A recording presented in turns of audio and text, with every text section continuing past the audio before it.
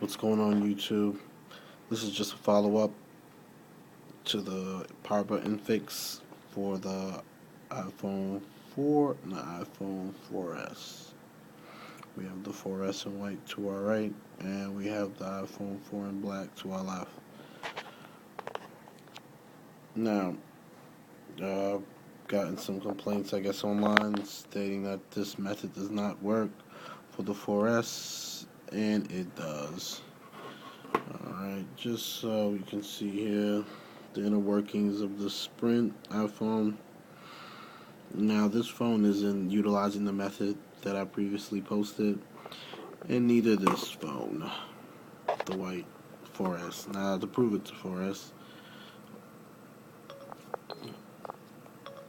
Surrey, what are the conditions at Foxconn? There's no weather information for Fox Island, Washington. Sorry about that. Yeah, I bet. Divert, right? But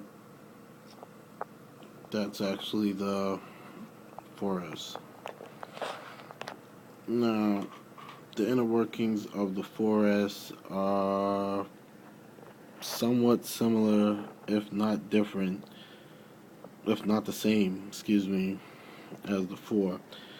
But primarily the spacing at the top, underneath the sleep wake button, and the camera, rear facing camera, it has the same bracket as the 4 for AT&T, either and Sprint or Verizon.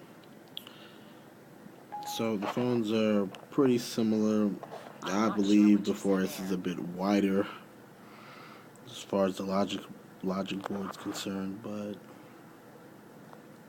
those brackets are pretty much the same. And again, this method only needs to be used if you can't get any play with this button instead of replacing the whole thing. You would just slide a piece of material in between this area. Alright, this is Mr. Gray 84 signing off. Hope I've been at help. Like and subscribe.